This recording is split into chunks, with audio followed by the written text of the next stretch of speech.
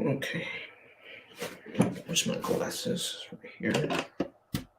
Here are my glasses.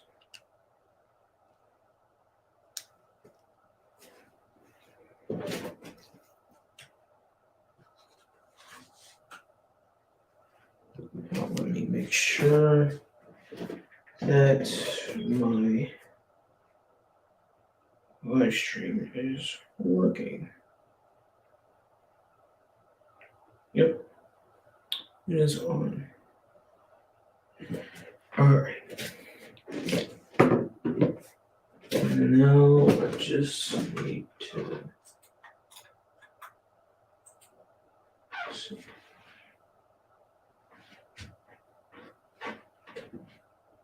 Okay.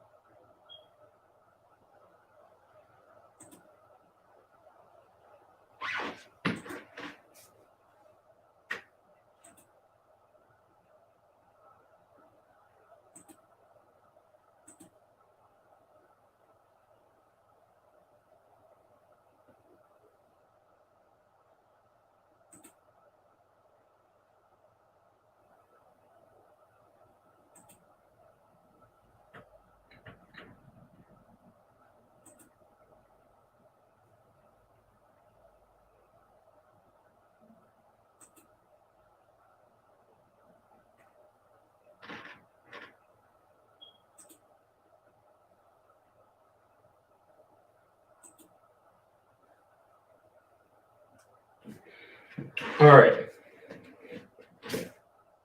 Let's see. If there is anybody here.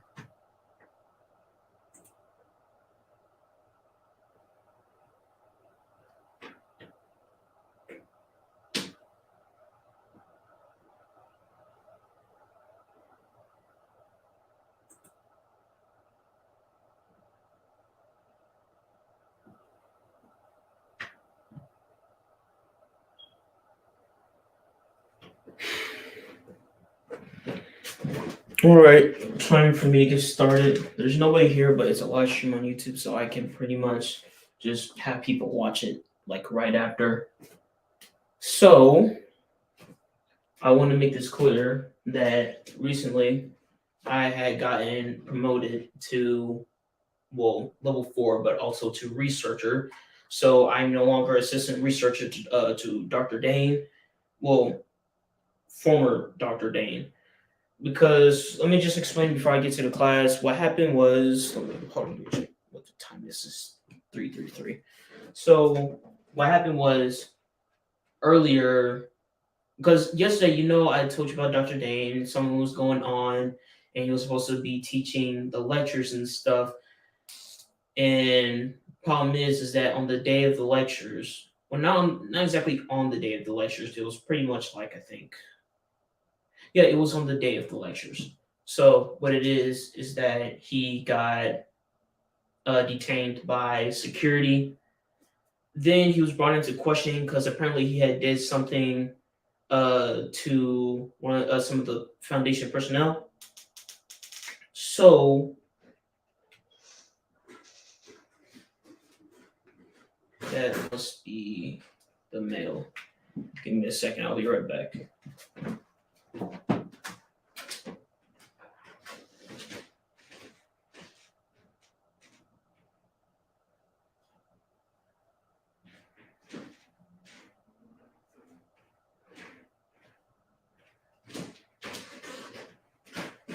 I'm sorry about that. I had to, get the mail, but back on to the role play. So recently, I had gotten promoted simply because Dr. Dane was doing all this other stuff to some of the female personnel, and him getting in trouble for it. He got demoted to Class D for it, and since there wasn't a researcher to take his place, the site director authorized me to take his place, and pretty much continue his work, which means I still have to do some of these lectures with y'all. So I don't really have to worry about too much about him and stuff. To be honest, I didn't really like the guy that much. He was a bit of a bully, but again, not gonna really worry about it because I want to hurry up and get this done, especially since I had to rush the preparations. But the thing I'm gonna be lecturing you guys on is about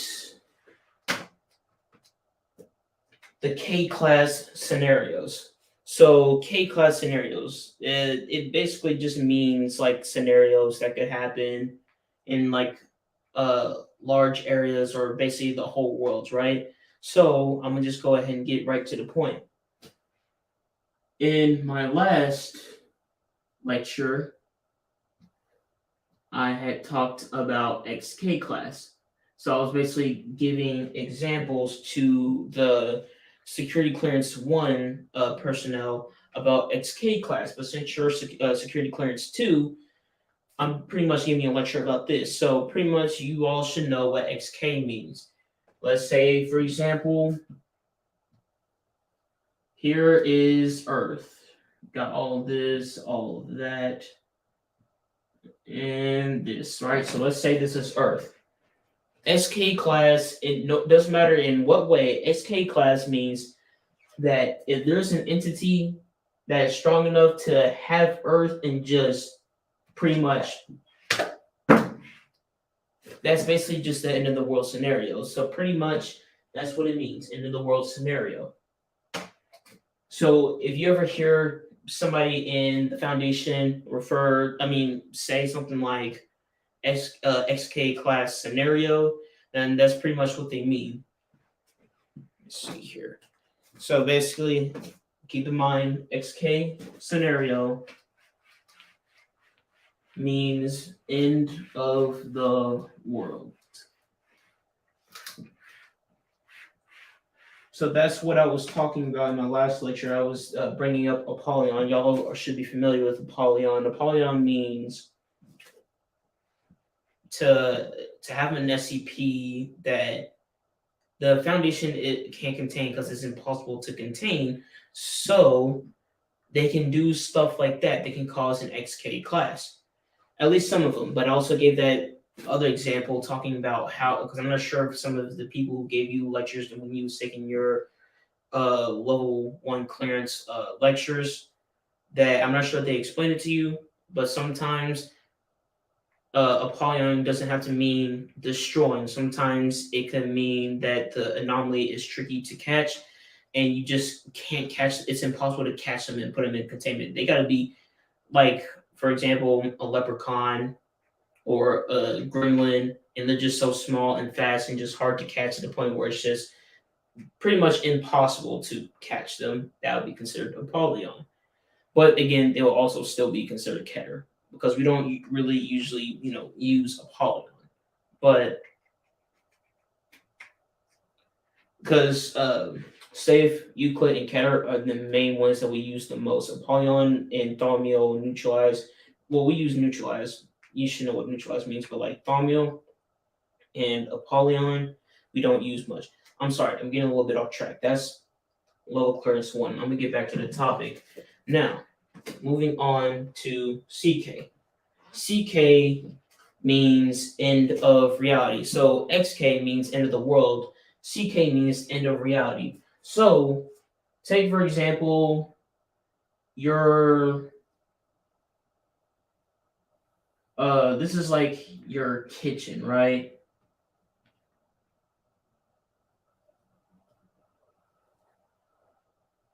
So this is your kitchen. Got the cabinets.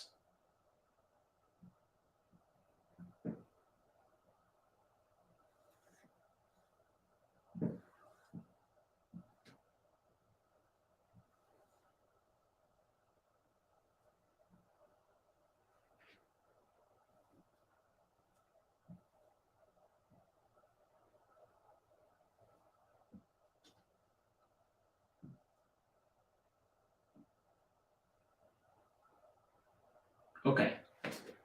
So just imagine this being your kitchen, right? This is something that you see as reality. This is your reality. This is your kitchen. But then if there were to be a CK scenario, and it's like all the people you know that are just chilling in your house, all that other stuff. You're just chilling with your dog.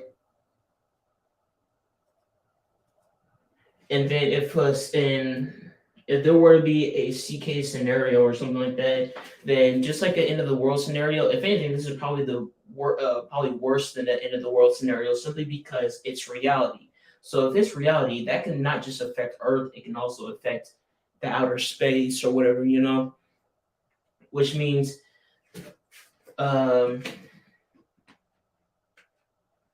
well, it doesn't always exactly mean end of reality. Sometimes it can mean changes. What I meant, but yeah, it could either mean that reality will just end or just reality could change. So imagine you're in your house, petting your dog.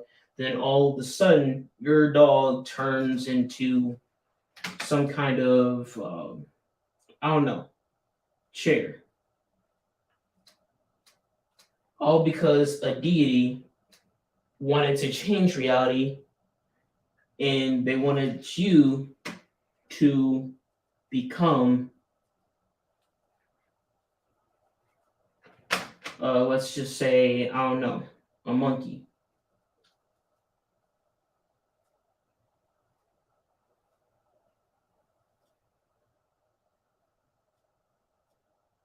Something like that, right? So that's basically a deity who wants to cause a CK. Basically, just they want to change reality, all that other stuff. And then this whole kitchen could just be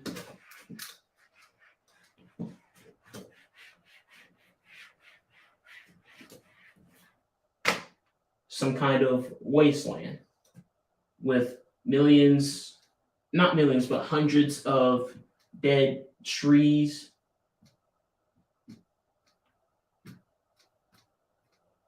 all of that other stuff.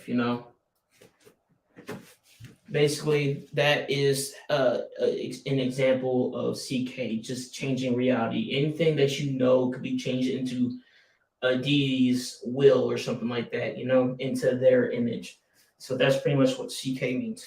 Now, this is just something to start knowing, just to know the basic important K class scenarios, but really you are in here to learn about groups of interest, because groups of interest are very important when it comes to, because see, you're level 1, so soon you're going to be the ones calling the shots when it comes to containing SCPs. Like, you're going to have combatives listening to you to contain anomalies and how you're supposed to, on how they're supposed to do it, all the other stuff. So with that, there comes with, like, let's call them competition for now. Well, they're groups of interest, but let's call them competition because they pretty much are a competition, because they try to mess with our operations on trying to contain other anomalies, and then sometimes like if either it's in the fields or sometimes in the Foundation, just like how they just come in, break in, kill a whole lot of people, get SCPs, get out, just like the Serpent's Hand, which I'm about to explain in just a second. So here we are, SCP, secure, contain, protect. Now we have the CI. Now we also have the GO. Well, let me make some more space for that. Now we have the GOC.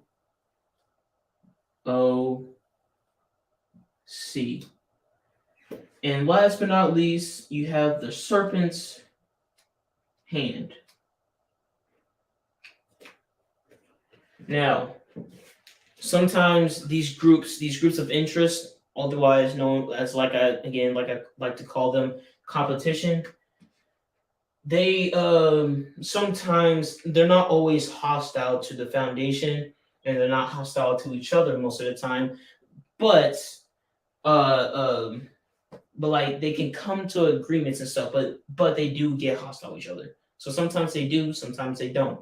Take for example, the SCP Foundation sometimes gets along with the GOC because the GOC, otherwise known as the Global Occult Coalition, they tend to kill other SCPs, basically terminate them, right?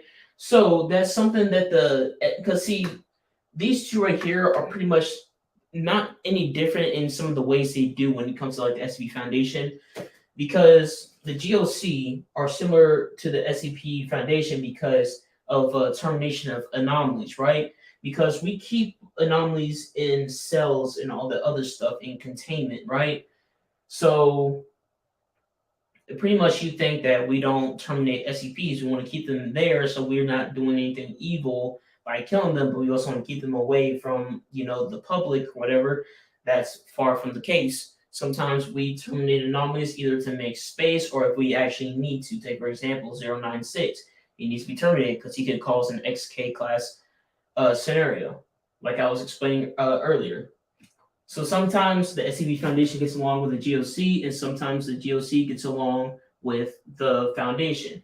But don't get me wrong here. Just because the only time, because I'm sorry, the GOC destroys SCPs, and that's why the SCP Foundation needs them sometimes, because they're just that because if the SCP Foundation ever needs an anomaly that needs to be destroyed, they call on these guys. But they sometimes aren't good with each other because of the GOC destroying anomalies and the SCP Foundation containing anomalies. So because the GOC will sometimes go into the Foundation and then try to at least, take some SCPs so they can destroy them. Because after all, they want a safer world by just destroying the SCPs. So that's pretty much how it works.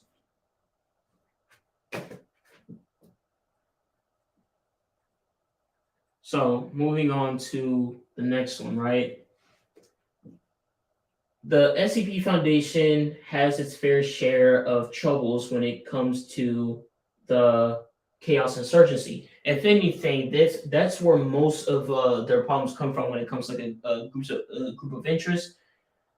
SCP Foundation and the Chaos Insurgency go at it a lot sometimes.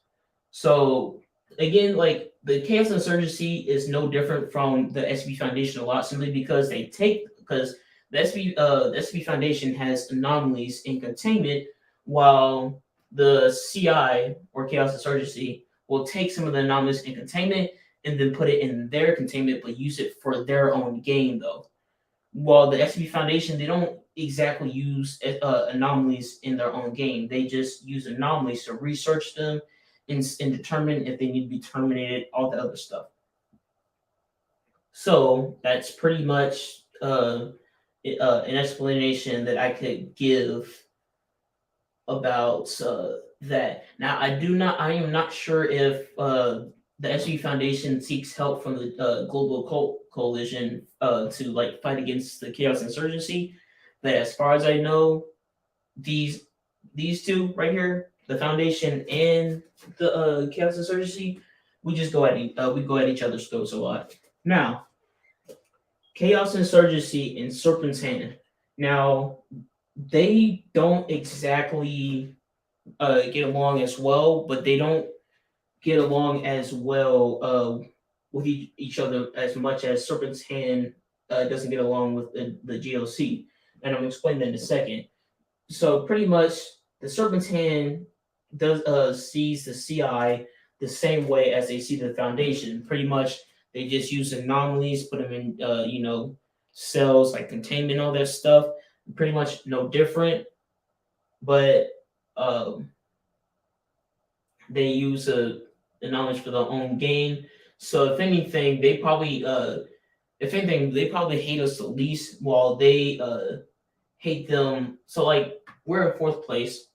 The Chaos Insurgency is in third, while the GOC is in second, or I'm sorry, third, second, first. And I'm gonna explain it right now. But let me check this real quick. 350. All right, so I have a like 9 minutes left. So the serpent's hand and the GOC. The serpent's hand and the GOC, they probably hate them the most because the goal of the serpent's hand is to free the anomalies, right? So they believe that every anomaly should be free. Now you can already tell that these guys are up to no good. They are not smart because if they were to get these anomalies out and if the public knows, then not only will the public freak out about it, but then, you know, criminals, gangs, cartels, all the other stuff, they will find out about it. They'll use that for their own gain, just like the Chaos Insurgency. Then you got a whole problem there. So the Serpent's Hand uses anomalies. Not uses anomalies. They take anomalies and then free them. The only time when they ever really take anomalies and keep them is that they're like an object, so they can use it to free more anomalies. So if you got the GOC who destroys anomalies, then that pretty much angers them because they just want anomalies to be free. They don't want anything to be jailed. So them killing anomalies is just something they really don't like. So unprovoked attacks happen a lot to the GOC. And yeah, like I don't know much about the GOC when it comes to unprovoked attacks to the Serpent's Hand, but I just know the Serpent's Hand have a lot of unprovoked attacks on the GOC. Simple as that. So I am going to write this down.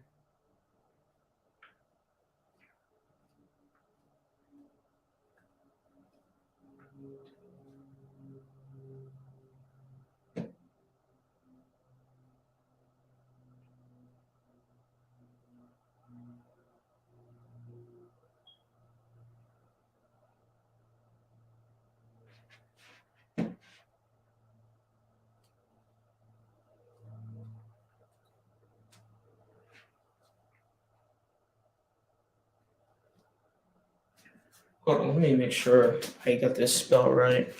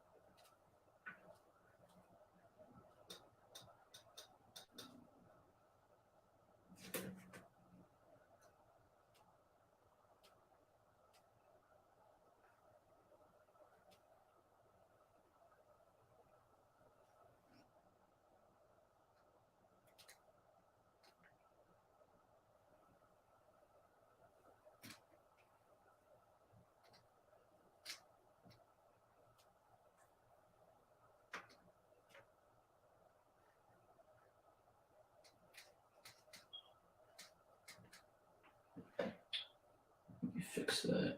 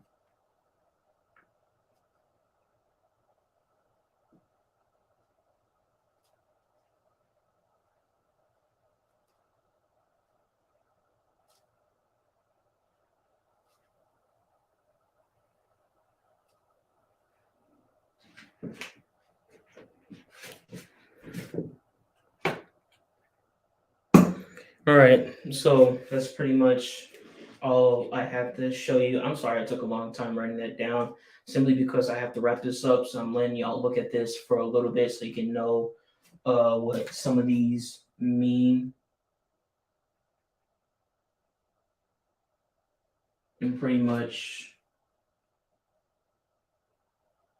what I've said. I want you to at least like uh,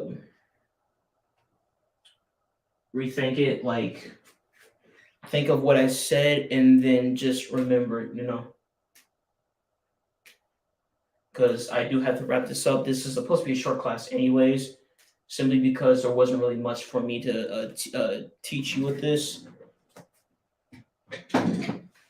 lecture, but it is something I do want to make. Like I do have different plans on Thursday, because on Wednesday, because I'm mainly just focusing on security clearance level 1 personnel. But right now, you guys are just going to be learning something small today. But I promise on Thursday, there's just going to be something bigger. So I want you to look at that while I take my paper and pretty much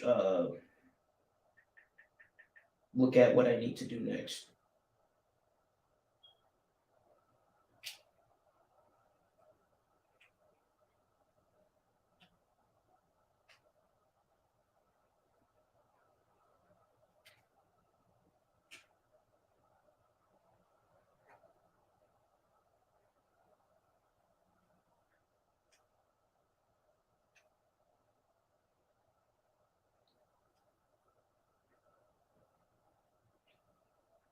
All right. So that should be all. I hope you at least, looked at what these mean, and thought about what I said. And I'm sorry this had to be short and there wasn't really much to teach, but there is going to be more on Thursday, and I'll be seeing you in the next lecture. So see you later.